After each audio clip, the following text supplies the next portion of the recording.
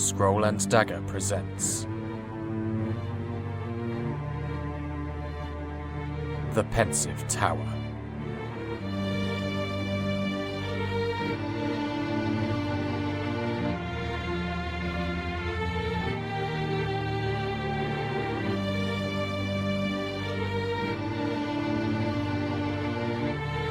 Episode 38. Haunting Melody.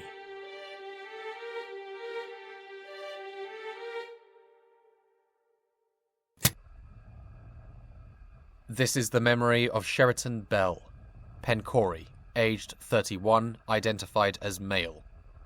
Memory regards a symphony written by Eltoiyan. It was donated on the 14th of Traval in the year 691. Inscribed by Paxton Ferox on the 9th of Calla, 730. We begin. It's so quiet here. I don't just mean this room, though it is very still and silent here, and I am grateful that I have been left alone as per my request. But I meant this island. Over in the city, it's never quiet. There are always people, their feet rapping on the sidewalk as they jostle and push through each other.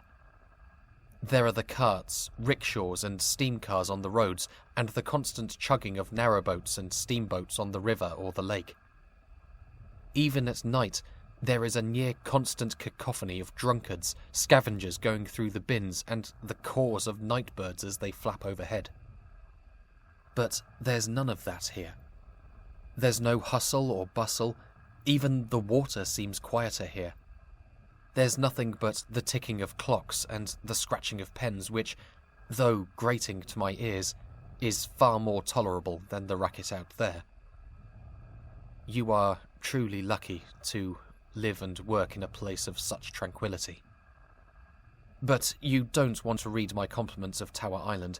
If you're reading this, it's because you want to know of my experiences performing the Ode to the Last, the symphony composed by the great Eltoiyan. I call him great, though he has only really started his career, because I have no doubt his name will go down as one of history's greatest composers. I'm sure that when people looked on the old masters like Hesselbeck, Shackerpill and Gilsentilio, that they all would have seen greatness surrounding them like an aura. That's how it was with Eltoiyan. Though I only saw him once and from some distance, there was something in his face, maybe his eyes, a fire, a passion and ambition that could drive a man to the halls of serenity themselves. But my story doesn't start with Eltoiyan. It starts with my years of study with the five-string Desira. I began learning at a very young age. I believe I was around 7 or 8. To learn an instrument was an optional class that many children began, but very few completed. I was, of course, one of those few. I loved playing the Desira, and continued with my lessons well into the later years of school. I had achieved the 7th degree in the instrument before I graduated, which came as a great surprise to me considering that, though I did love the instrument, I never considered my ability with it of any particular note. My tutor disagreed and encouraged me to audition for the High Braylin Philharmonic Orchestra. I initially dismissed the idea. It was laughable, I thought, that they would want me as part of the orchestra. They had some of the finest musicians in the Federation among their ranks, while I was just an enthusiastic amateur from a small school none of them would likely have even heard of. But my tutor was persistent and eventually convinced me to go for it. It was not nervousness I felt when I went up on that stage to audition. I knew the nerves prior to a performance. I'd felt those plenty of times before. No, it was embarrassment. I thought the examiner would stop me before I'd even finished my piece. I'd decided to play the first page of Hesselbeck's Fourth. It's an ambitious piece, and I might have chosen something a bit more straightforward, but I'd wanted to at least give it my best. Every single note I pulled from those strings grinded my teeth. Every time I drew the bow, I had to stop myself from throwing my Desira to the ground in disgust. It was wrong. All wrong. With each measure I finished, all I could think of was how I could have done it better. This note could have been played smoother. I should have held that one a second longer. I was half expecting laughter when I finished the piece. At best, a polite dismissal. I certainly wasn't expecting the examiners to applaud me and for one to say that it was the best rendition of Hesselbeck's Fourth that they'd ever heard. I couldn't believe my ears. Had they even been listening to my performance? They said that I would hear from them within the week.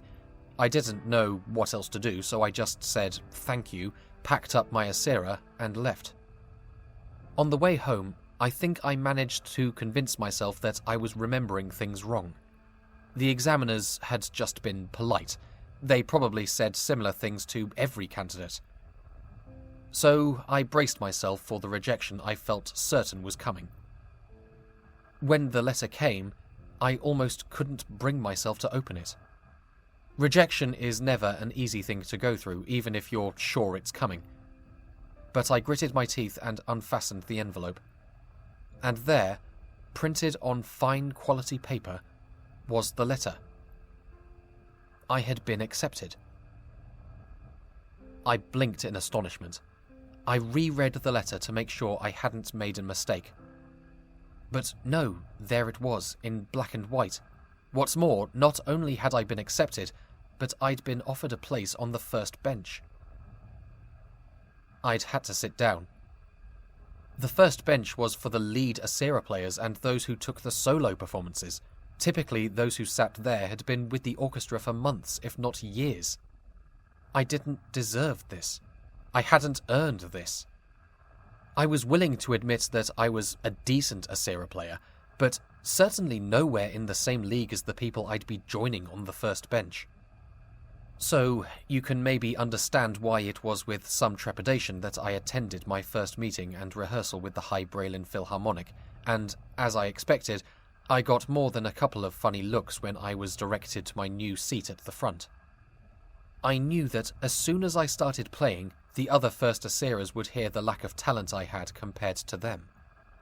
I just kept my head down, focused on my instrument, and paid no attention to anything else around me. In preparation for my first rehearsal, I had been instructed to learn Carlane's Summer Rain, Tairan's Lament by Ja'i Khan, and Hesselbeck's Fourth Concerto. The fact that I had so recently learned the entirety of the concerto by heart for my audition made no difference in my mind, and I had practiced each piece long into the night until my fingertips were almost bloody. We began that rehearsal with Summer Rain, a simple piece but one that uses the whole orchestra to good effect. I played my part, wincing at every stroke of the bow, hearing nothing but discord in my music, feeling like every note was a shrill squeak compared to the other first Aseras. When the song was finished, I felt eyes looking at me and turned to my fellow front benchers, expecting jeers or, at the very least, contemptuous looks. But they were all smiling at me. I felt nothing but confusion. It went that way for the next few rehearsals, and my confusion and frustration grew at every session, at what I saw as my own rank amateurishness being rewarded and congratulated. But that ended when a new piece was delivered to my door in preparation for the next rehearsal. My eyes went wide when I opened the envelope and read the sheet music held inside. I had heard that Eltoiyan had been working on a new piece, but I had no idea it was anywhere close to being done. I've just realised you might not have actually heard of Eltoiyan. He's a very big name in the music community, but I don't know if he's well known to the general public yet. He came onto the scene a few years ago with his incredible Ride of the Night Hunt that was all but immediately taken up by the Haradan Philharmonic, which was seriously impressive considering how young he was. And since then, he's been releasing new works at an incredible rate. In the past year alone, he's announced 2 symphonies and an opera. It was the first of those symphonies that I now held in my hand. It was entitled The Ode to the Last.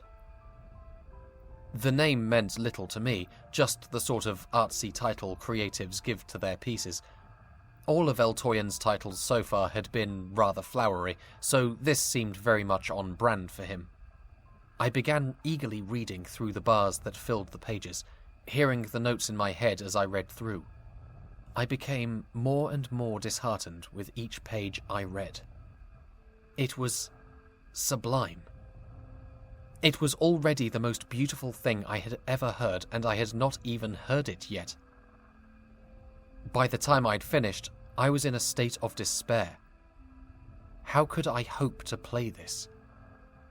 But it was my job now. I had to try.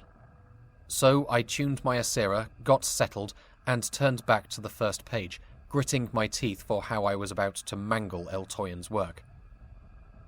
But then, something incredible happened.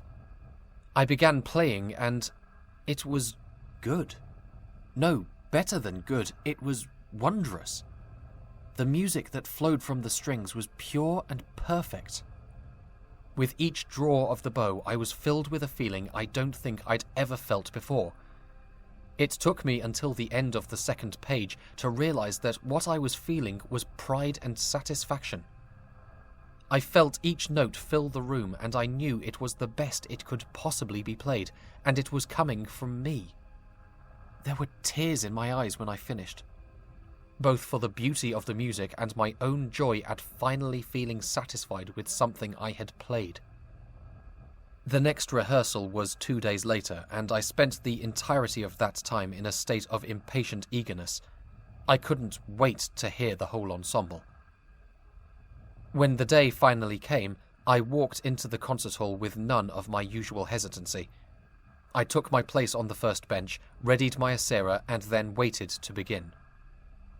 When that first glorious note rose up to fill the hall, words cannot do justice to what I felt. It was like paradise. The strings, brass, pipes and percussion all rising and combining in the sheer incredible perfection of Eltoiyan's music was beyond anything I'd ever experienced before. The Ode to the Last in its entirety is around 20 minutes long, about average for a modern symphony. But those 20 minutes for me stretched into something beyond and outside of time.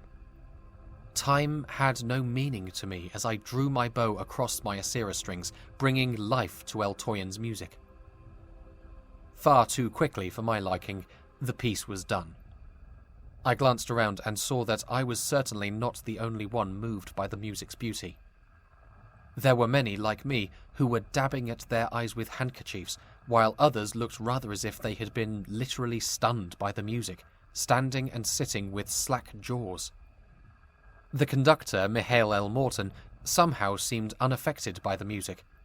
The only reaction he gave was to congratulate us on our performance, give a few notes, and then instruct us to move on to the next piece, The Glass Pepper by Shaka Pill. It was a piece I knew fairly well, so I had only given it a few runs through before coming to rehearsal, just to reacquaint myself with it.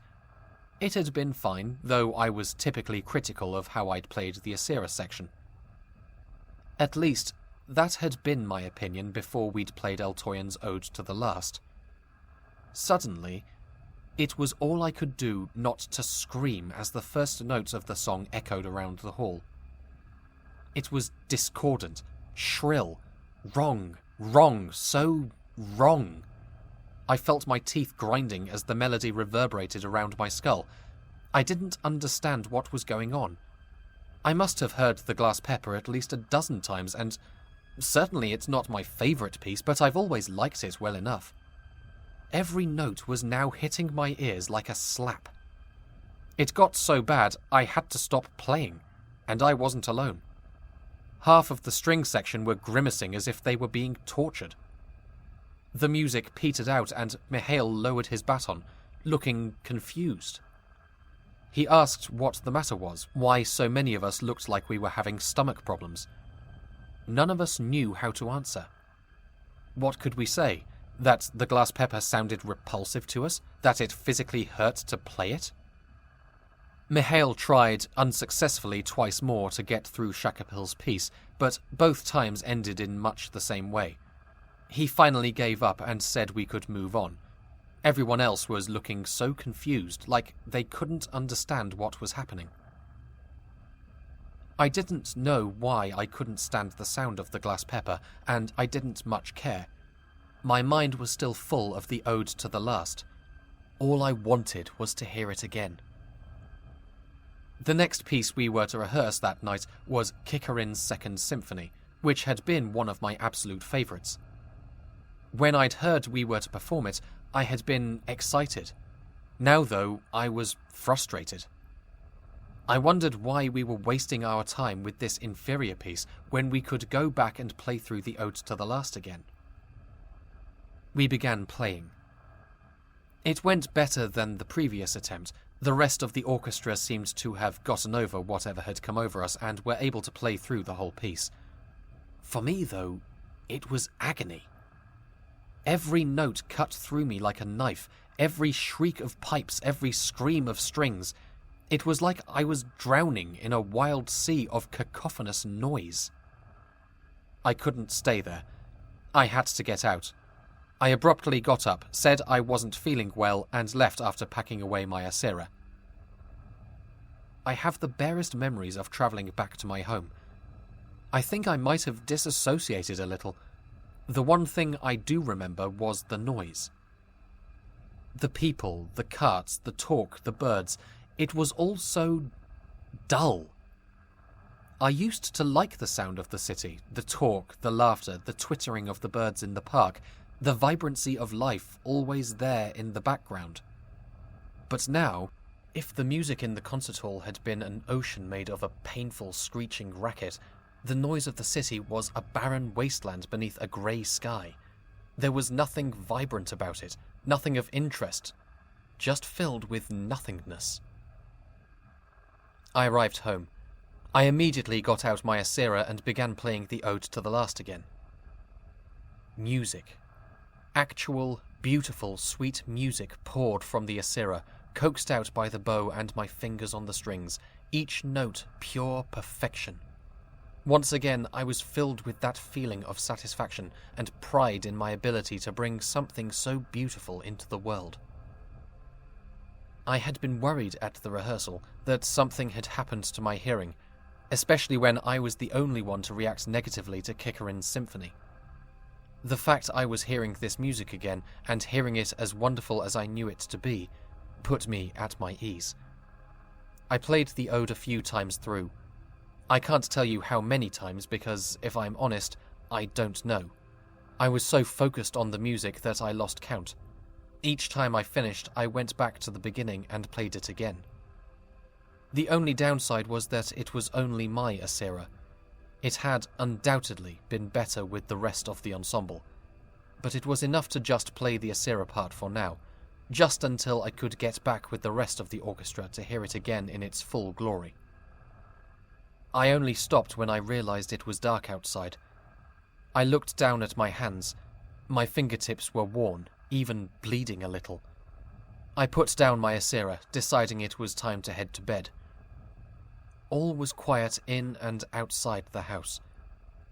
I couldn't see a clock, but I knew it must be very late. I went to climb the stairs and placed my foot on the bottom step. It creaked. And that sound was so loud and so hideous that it made me double over, clutching at my ears. I hope you don't think I was being melodramatic. I do mean that it was literally, physically painful to me. It was so bad that my vision clouded. When I could finally see straight again, I stood up, eyeing the step warily. I tentatively placed my foot back on the step. I was ready for the creak this time, but the sound still stabbed into my ears, making me wince. It was like someone dragging their fingernails across a blackboard. I took my foot back off and looked up at the stairs. The staircase in my house is quite old.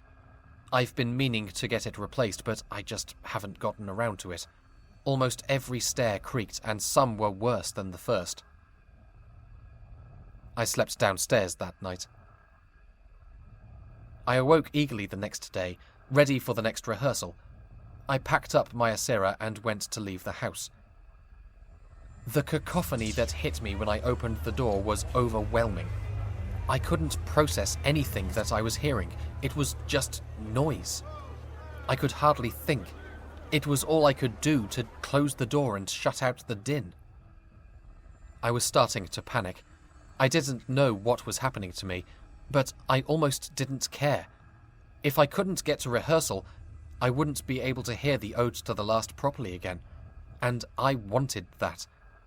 More than anything, I wanted to be a part of it again. It was the only time I had ever felt pride in my performance, the only time I had thought I was good. I wanted to feel that again. I had some earplugs from when my sister visited with her new baby. I love my nephew, but not enough to listen to him crying all night. I dug them out and, after making sure they were securely in my ears, I made my way to the concert hall.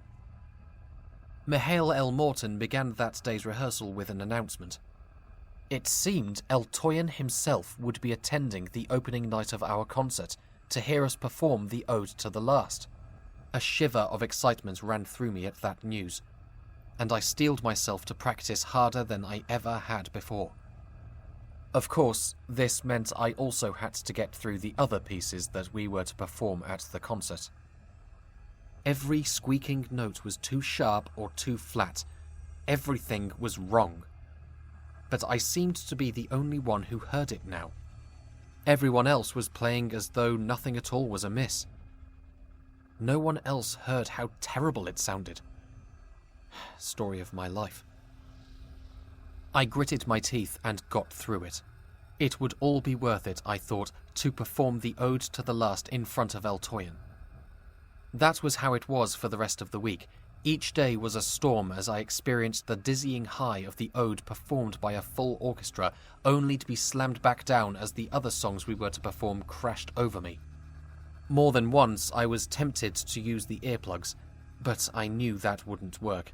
People would notice. If they thought something was wrong, I might be asked to sit out of the performance, and I wouldn't have been able to bear that. Finally, it arrived. Opening night of the concert. I was so nervous and excited that I'd hardly slept the night before. I almost forgot to take out my earplugs before going out on stage. The applause was like 1,000 needles in my ears, but I'd gotten better at tolerating the pain, so I pushed through and took my seat. I looked up at the prime box, and there he was. I had never seen Eltoiyan before. He was famously reclusive and had not allowed even a picture of himself to be found for a newspaper. But I knew the second I looked up that it was him, the composer of the great symphony that had so moved me.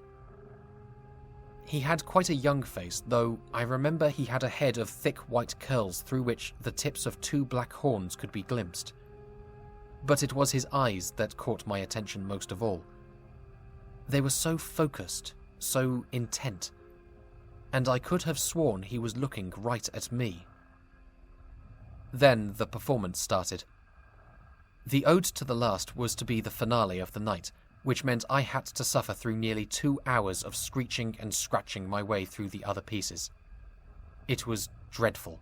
I was dreadful. No one else seemed to even notice, but I knew. I looked down at the seat I occupied, every note I pulled from my asera making me feel more and more that I hadn't earned my place there. Then, finally, we began the finale, and everything else fell away. I am not exaggerating when I say that my playing that night was the best it had ever been. Every note, every bar, every section was music perfection. Each instrument in the orchestra was like a needle weaving a piece of thread, combining and twisting and merging with the others to create something truly magnificent, rising to a crescendo that reduced the crowd and most of the orchestra to tears. When the symphony was finished, there was a moment, a glorious moment, of absolute and total silence. I took the bow from the strings of my asera and basked in that single perfect instant.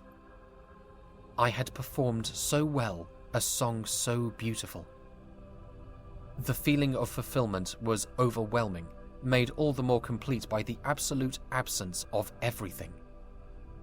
In that moment, it was possible to believe that the world was gone.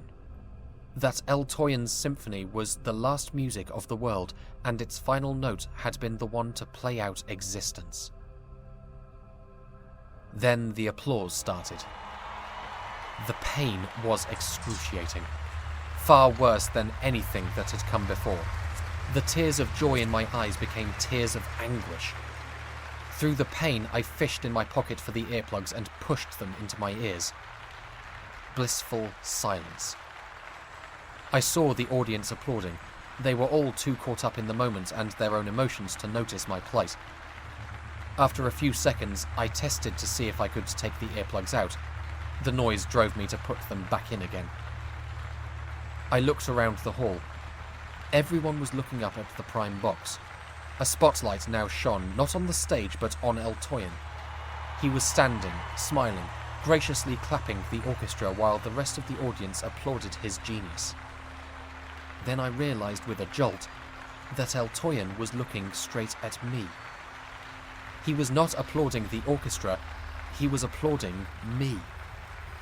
I know that makes me sound vain, but I'm sure I am right. He waved to me, a wave as if we were the oldest of friends. Then he turned and walked out of the box and out of sight. And since that night, my hearing has never been the same. Every sound, even the gentlest whisper, is, to me, the most awful sound.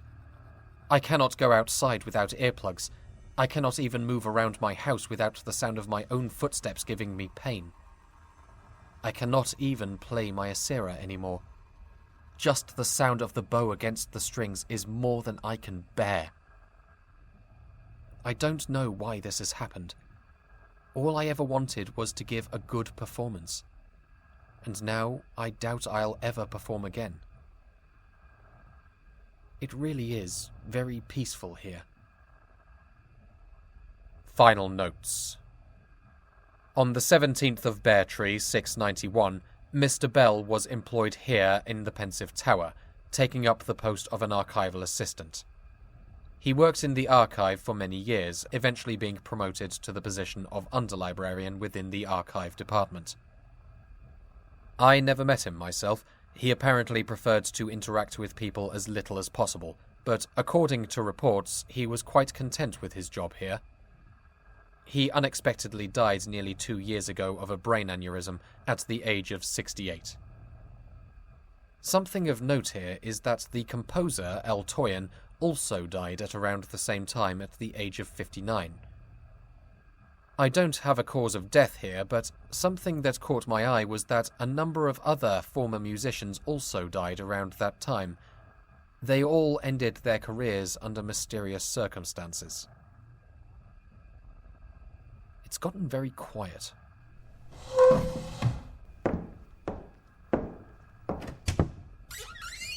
Gilia? Gilia? Where is she?